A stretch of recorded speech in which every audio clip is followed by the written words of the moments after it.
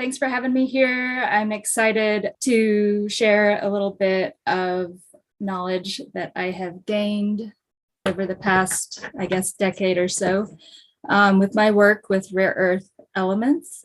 Julian asked me to speak today about basically what are the rare earth elements? Why do we even care? Why are we talking about them? So I thought I'd give a bit of an overview and describe kind of the societal and global importance of them, plus, of course, the mineralogical interest, which is why we're all here anyway, isn't it? I always add a disclaimer. This talk is only my personal perspective. I don't represent any government agency or university, other than my company, Alta Gemma, which I'm the sole owner.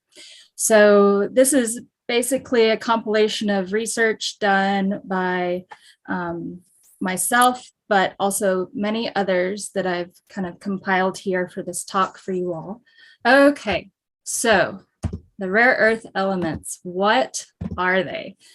They are a group of 15 elements that make up the lanthanide series in the periodic table of elements.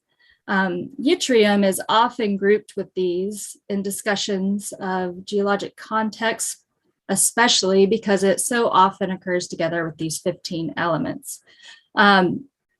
Historically, and usually scandium is included, so there would be 17 total elements, but scandium is rarely discussed in geologic and mining context, so I leave it out. They are cationic, occurring usually in a 3+ ionic state. They have large ionic radii, so they usually substitute for larger cations like calcium and strontium. Okay, so they have a decreasing radius with the increasing atomic number. And what's neat about them and really makes them unusual is they have an empty 5D subshell in their electron configurations when they're in an oxidized state.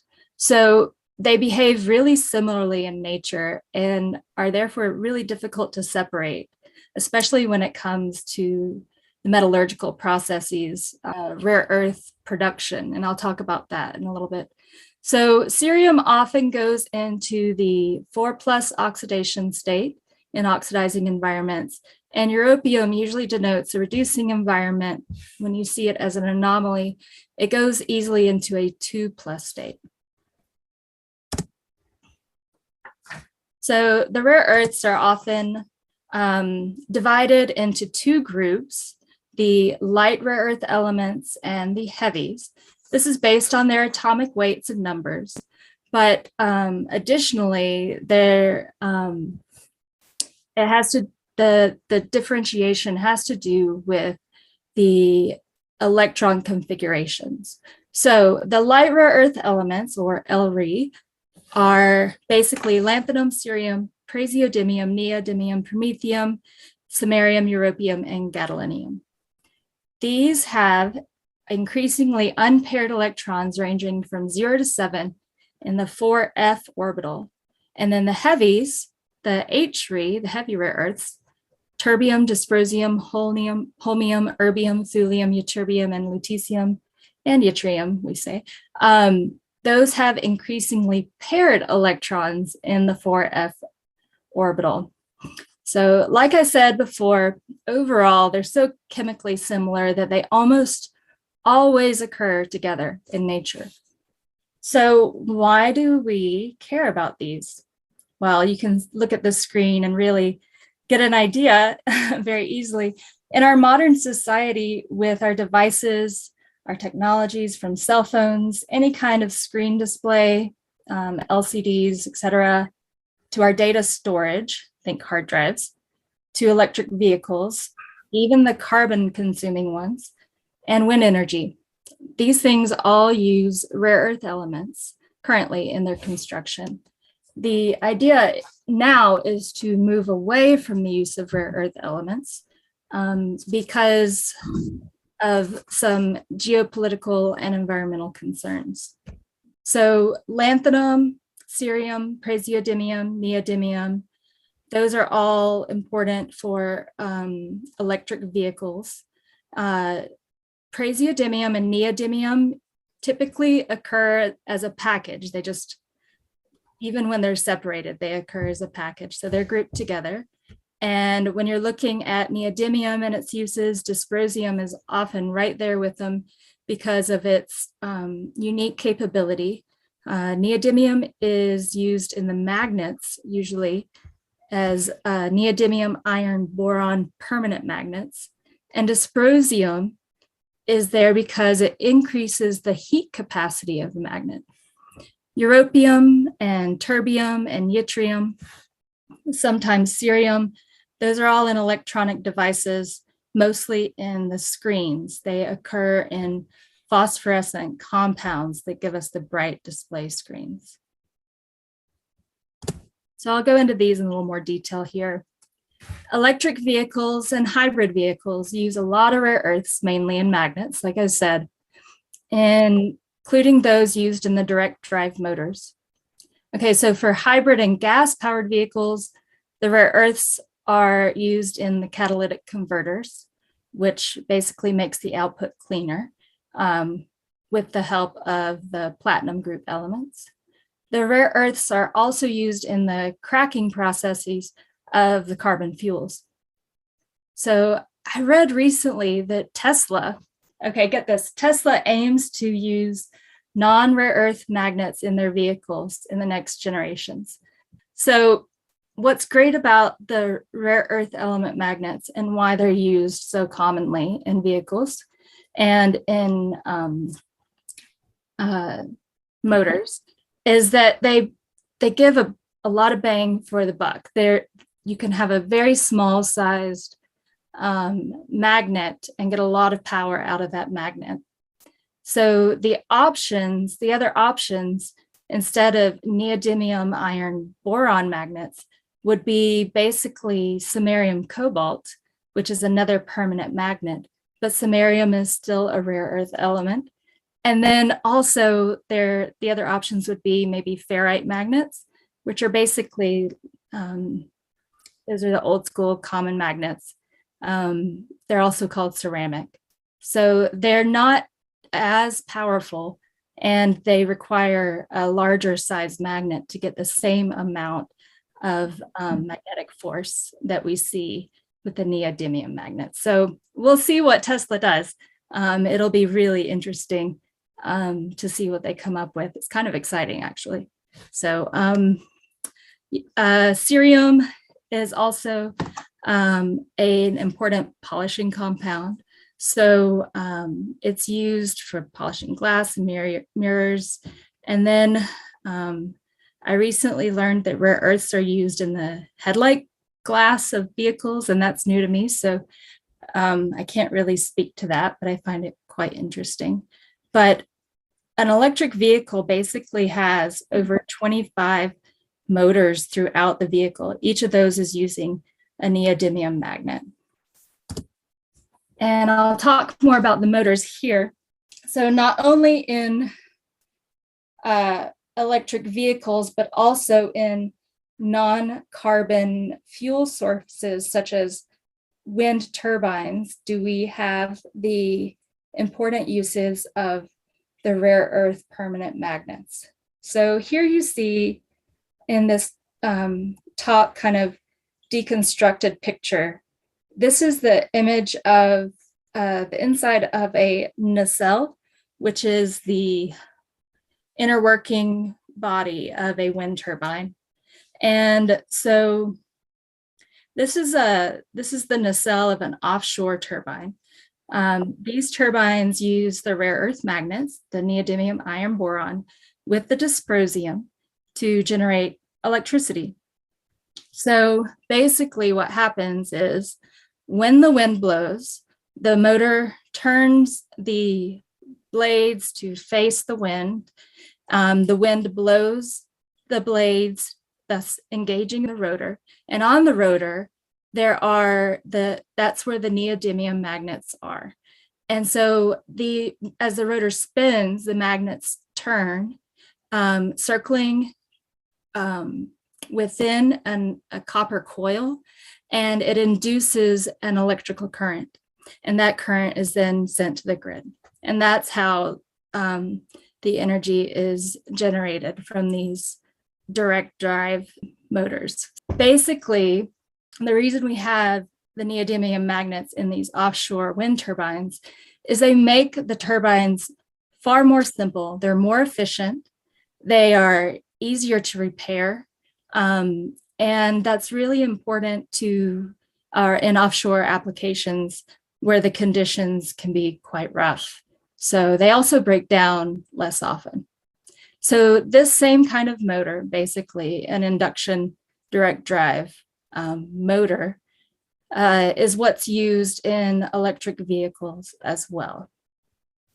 So not only in vehicles and in wind power do we see the use of the neodymium magnets. Down below, that's the inside of a hard disk drive.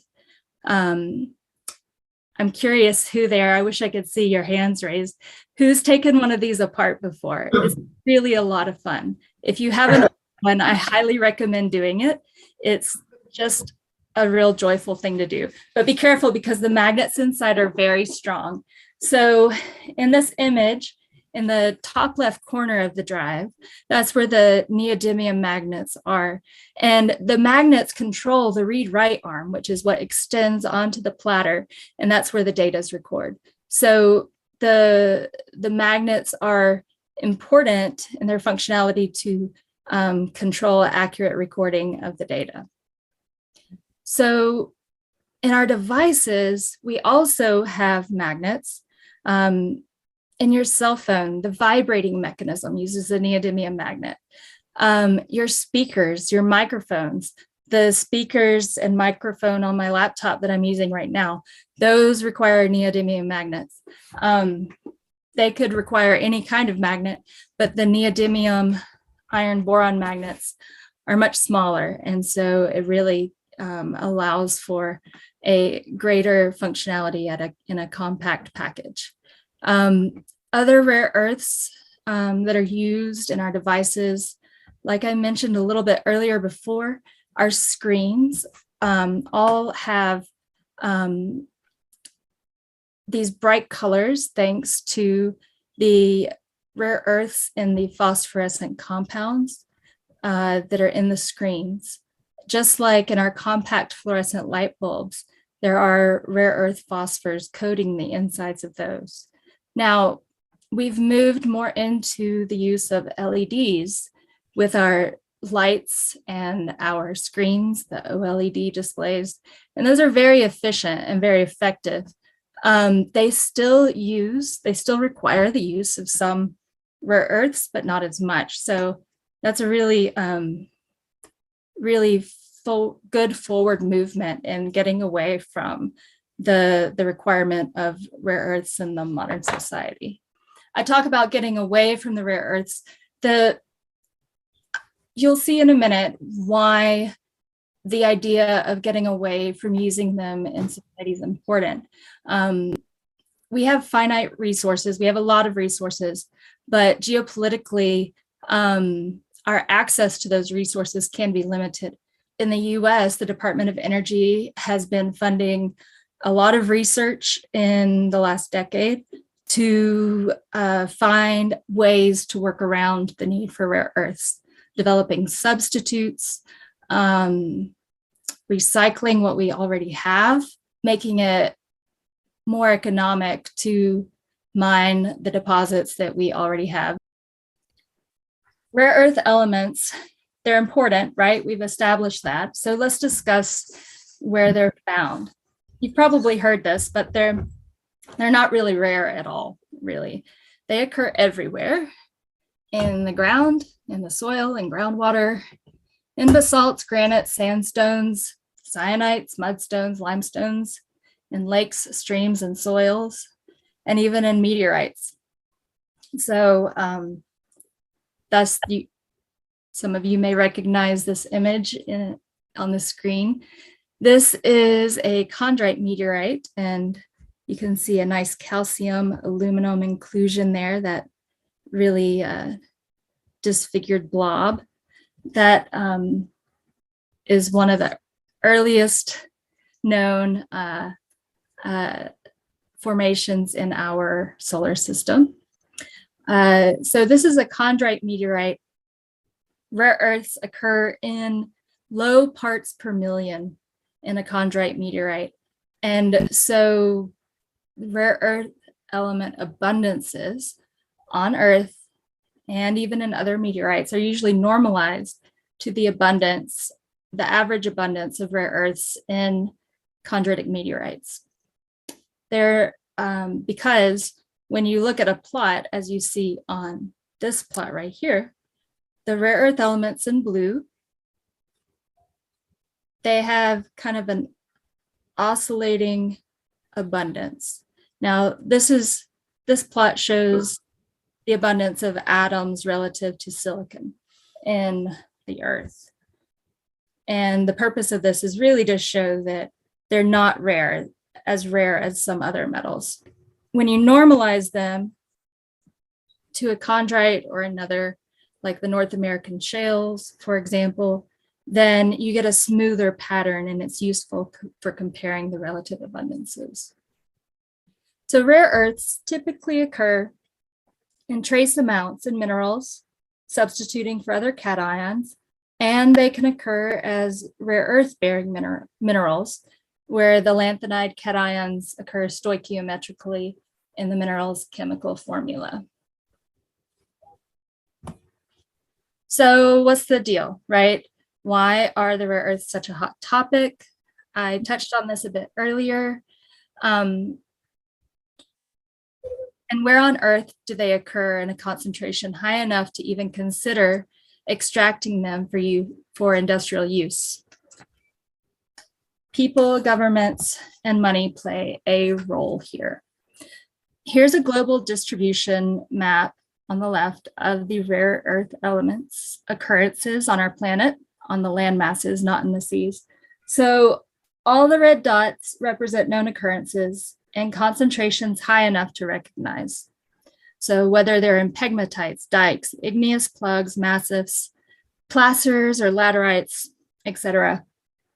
Now look at the boxes on the map. Those tell you who has the most reserves, and surprise, it's China. China has the largest high-grade rare earth deposits in the world. It's really incredible. So for decades, they've controlled the market. That hasn't always been the case. And historically, the need for rare earth elements was really different. It was much lower. But you see in the chart at the top, the large red mass, that's basically China's production from 94 to here, 2017. When China was at its peak global production, they decided to drastically reduce, even halt, the exploration of rare earths, basically to Japan, for multiple reasons. But if you look at the index below the production chart at the prices of rare earths, you can see that that's when prices skyrocketed. So that was around 2010, 2011. By the way, that's when my master's thesis research project was funded. So the world was kind of scrambling to try to make adjustments, and a lot of companies found a lot of funding, and that's how I went from maybe studying kimberlites and diamonds to studying some ugly black rocks that are weathered carbonatites. So anyway, so things are different now than they were then. So the world scrambled, adjustments were made, and things have shifted. So today, and more recently, China is still the majority producer of the rare earths. I have it underlined in the middle here. This is just a short chart from the USGS mineral commodity summaries. This is the latest report. So we're looking at mine production for 2021 and 2022. This is global production. So if you do the math, the Chinese production here only accounts for 70%. I was looking at these numbers and I thought, what? This doesn't seem right. Because if you hear all the reports in the news, everyone says China controls 95% of the rare earth market. Well, in some cases, that's the reality. But those are kind of, I think, outdated numbers right now.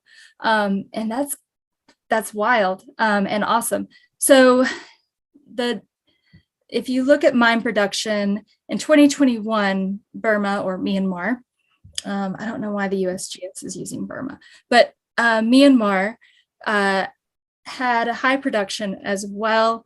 And this is a little bit maybe contentious, but basically, I think the deal is that China encouraged those in Burma to mine the ion absorbed clay deposits there, and I'll go into that in a minute, and then send those rare earths back to China for processing. Now, after protests, etc., in 2022 and even currently, I think that production has decreased, or at least what we see has decreased. And then in the US, production has really ramped up in the last several years. So the sole producer in the US is MP Minerals, and they currently own the Mountain Pass mine in California. So the Mountain Pass mine's gone through periods of non-production a few times. One period where they were shut down for environmental concerns and that was a few decades ago. And then to more recent corporate challenges. So Molycorp was the owner of the Mountain Pass mine. They declared bankruptcy, and then the mine was on care and maintenance for a couple of years. And now MP Material owns it, and they are really jumping forward in production. Other deposits that are being mined are in Australia, and the lower numbers you see here: India, Madagascar, a little bit Russia also, which used to be a more major player, and Thailand and Vietnam. I'm not going to talk about those as much in this presentation or at all. I'm going to focus mainly on the ones that I've underlined here. These are the rare earth element deposits that are currently mined for production. The largest of these are carbonatite related. A carbonatite is an igneous rock that is composed of 50% or more carbonate minerals.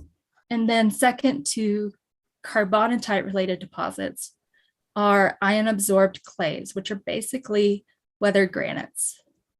I'll go into a little bit here on the geology. Carbonatites are considered to have a deep mantle signature. So think rifts in a geologic setting, and they occur within alkaline complexes. So usually silica undersaturated rocks and high sodium, high potassium minerals. So you've got your trachytes and your phonolites, and let's see what else, your cyanites combined with the carbonatites in these deposits usually. In the ion absorbed clays, these are weathered granites, like I mentioned before. The grade on these is so low, but the desirable elements that are pulled out of these are more the heavy rare earths, and that are worth a lot. So the ion absorbed clays, they're really easy to process too. So you have all these kind of artisanal mines where people are just mining this clay. And the rare earths are, I think they're still being studied. So the rare earths are in the structures of the clay minerals themselves, and or also as residual rare earth bearing minerals. So they're in the kaolinites, they're in the monazites and xenotimes. They may occur as secondary phosphate minerals like rhabdophane.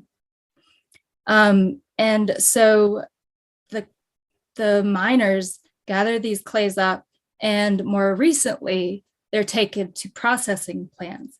There was a lot of environmental damage in these areas and across different provinces in southeastern China, in Yunnan, in Jiangxi, and Guangdong, where the miners were just leaching the rare earths with these acids. But luckily, that's kind of being, that processing has been culled and put into actual processing facilities, which is far better for the people that live in these areas and for the environment. Bayan Obo, carbonatite related, has 6% weight percent rare earth oxide.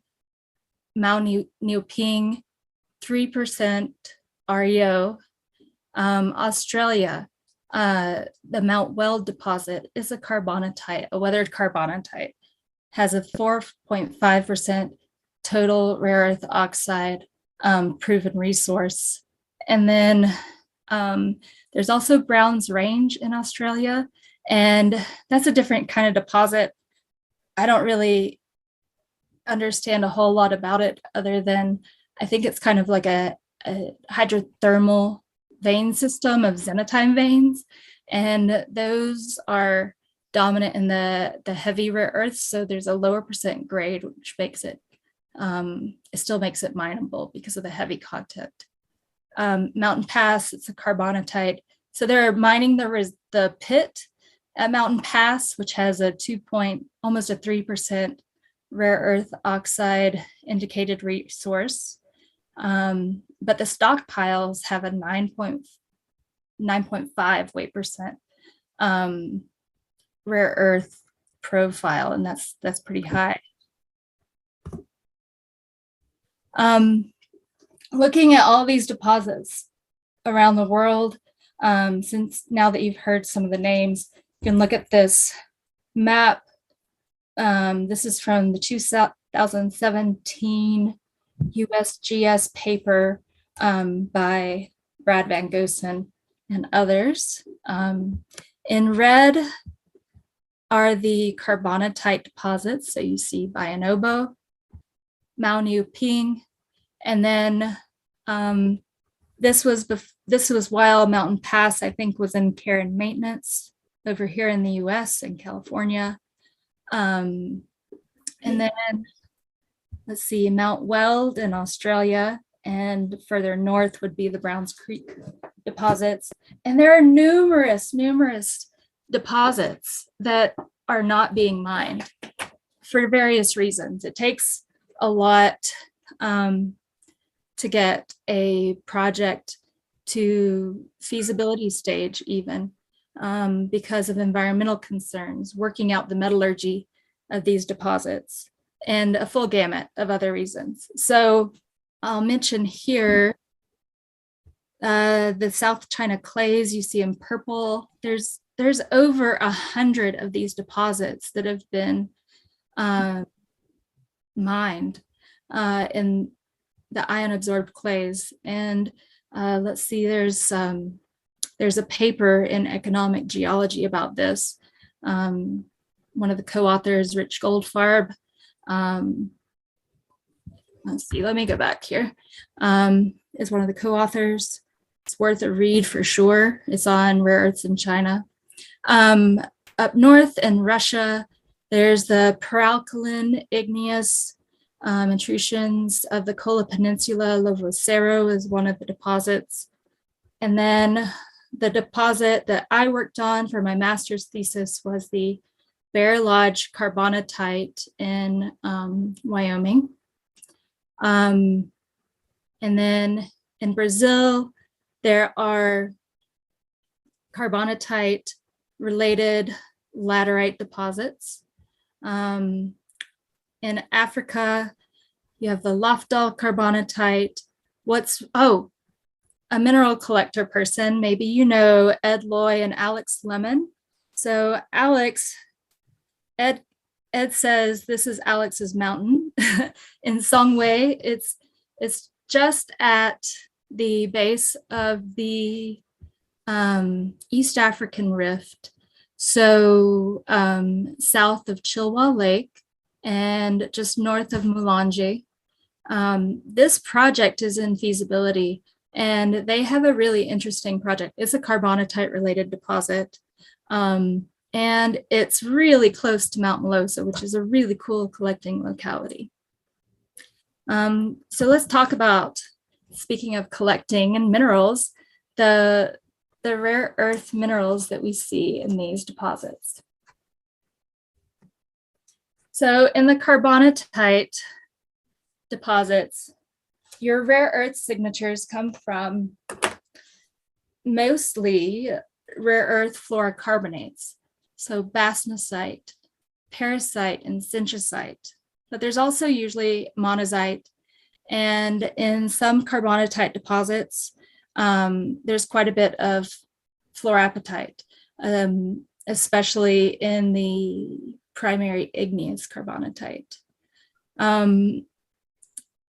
In the ion-absorbed clays, we see residual rare earth minerals that are more resistant to weathering.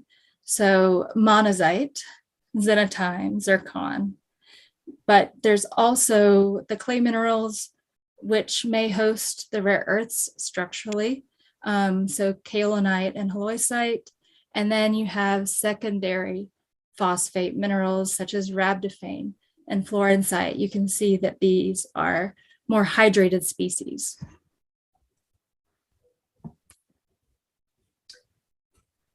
I'm going to go back, actually. So in my research at Bear Lodge, I spent numerous hours at the scanning electron microscope at the USGS looking at the rare earths, and they're microns to millimeters in size.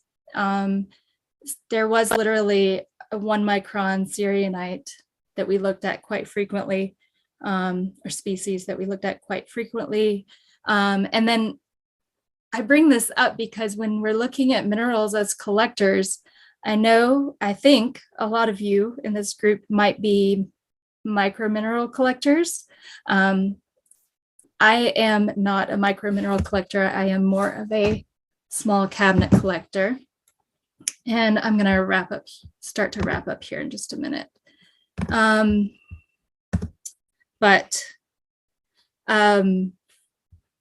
It's really great to see really fine species of these minerals. Other deposit types that have interesting minerals and are explored for rare earths are the peralkaline igneous deposits, and these often have a hydrothermal overprint. Think Lovocero in the Kola Peninsula, think Thor Lake, and Nachalacho, Bocan Mountain, and a few others. There's more of a lower aluminum content in these deposits, and there's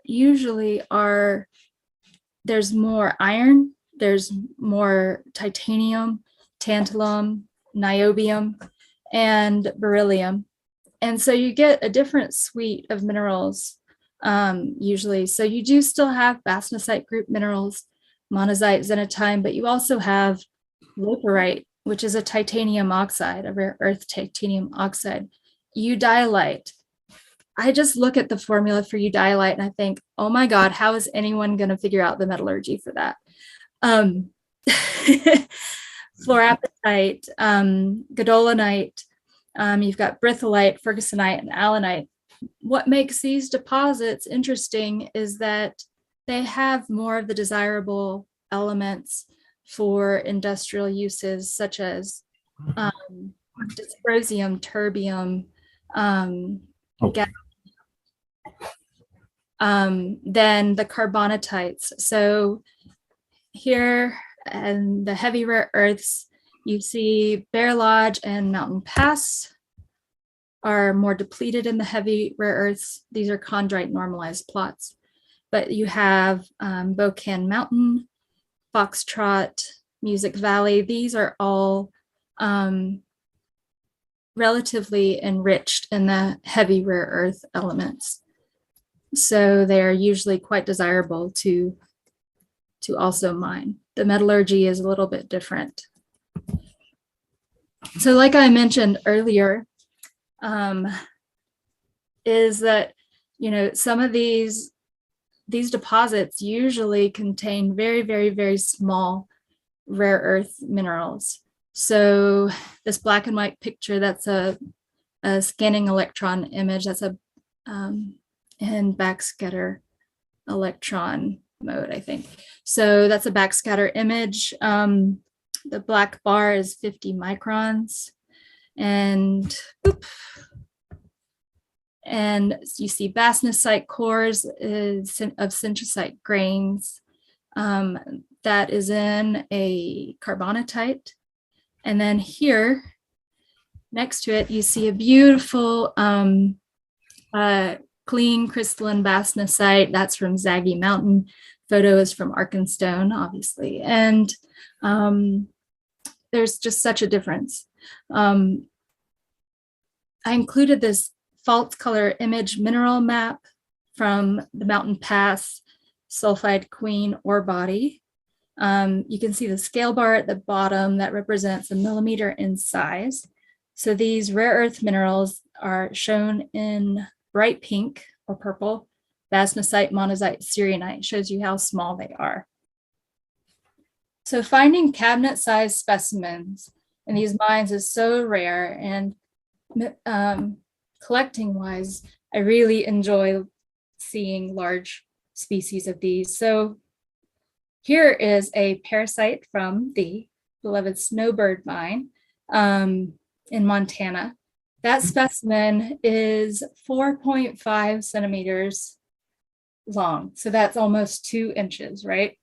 That's a large, pretty clean parasite crystal, and it's not altered. So the Snowbird mine is really has fantastic specimens of parasites, some large specimens. There's, of course, Mont-Saint-Hilaire and Trémont talc quarry. It has a lot of fantastic rare earth species, but they're always so much smaller. Zaggy Mountain is wild alpine, I think peralkaline system. The crystal on that matrix is about 1 inch in size, so 2.5 centimeters. That's a Crystal Classic specimen. When we were building the critical materials exhibit at the Mines Museum, we acquired that specimen for display. So that's on display at the Colorado School of Mines Museum of Earth Sciences.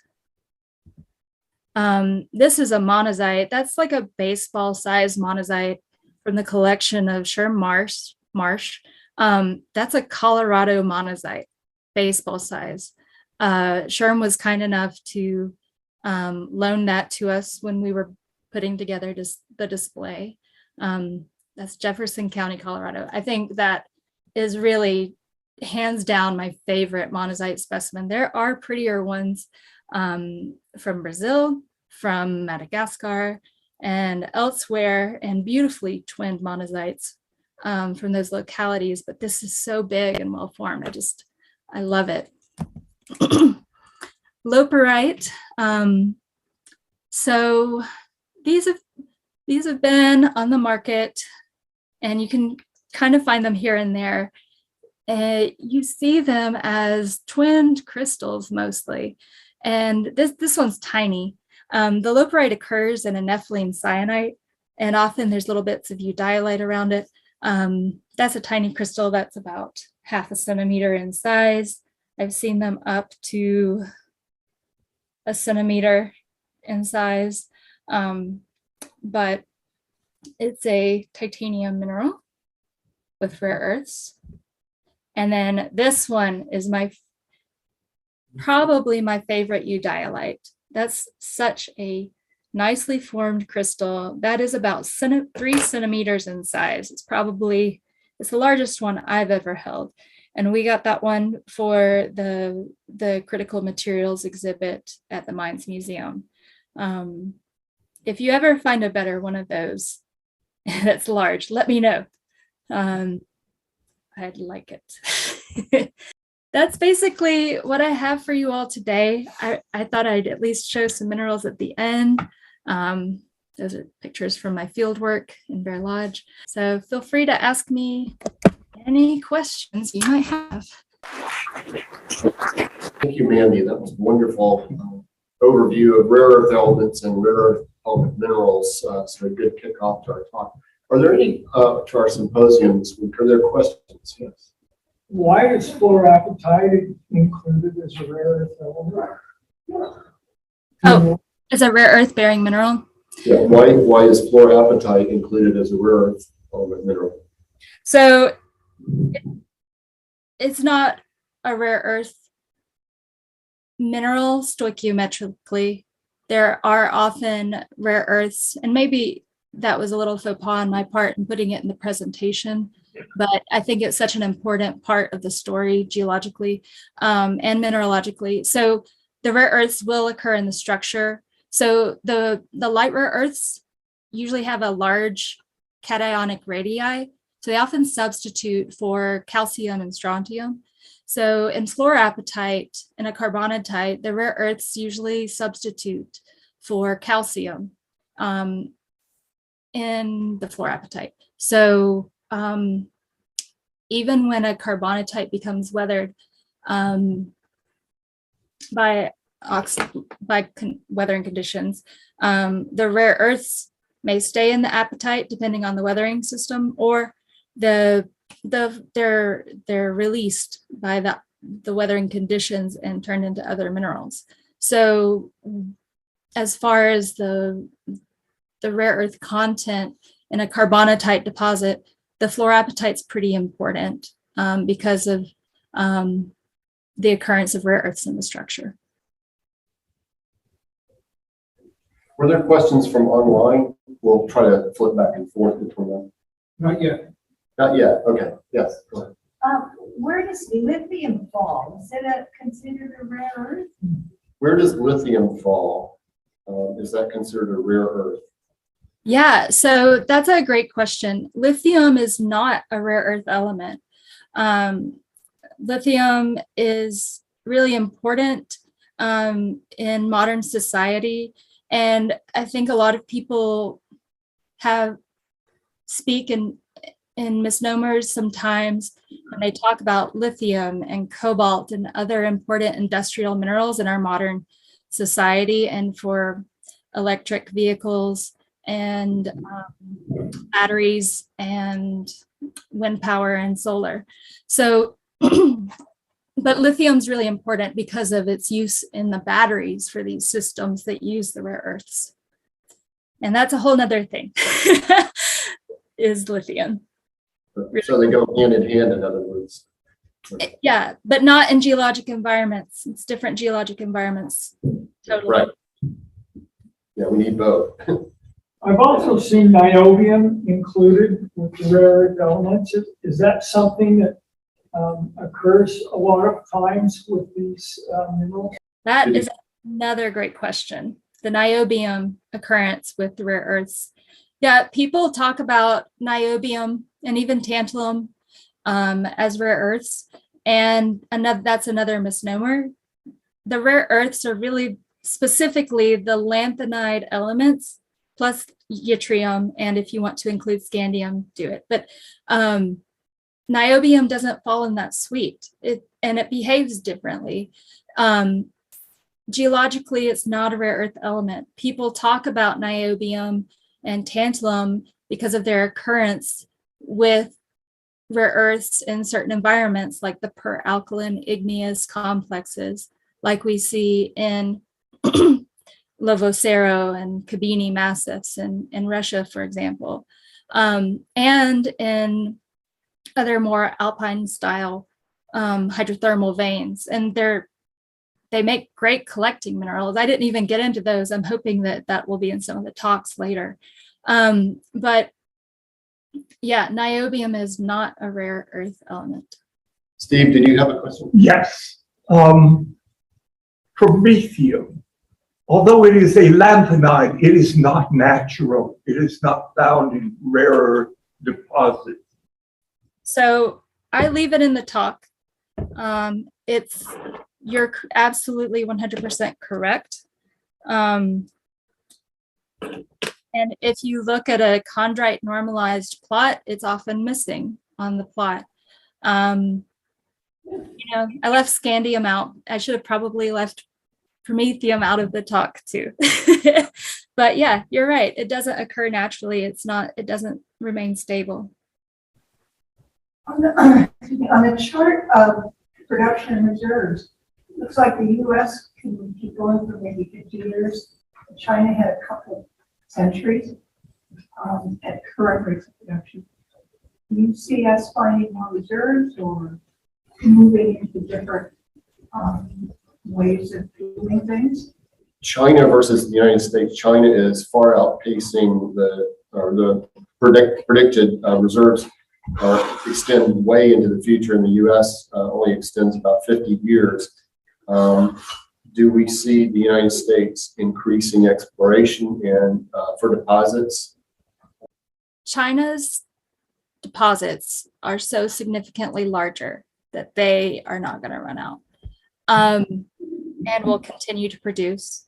There's a lot of complexity to the story, so it's a lot about money.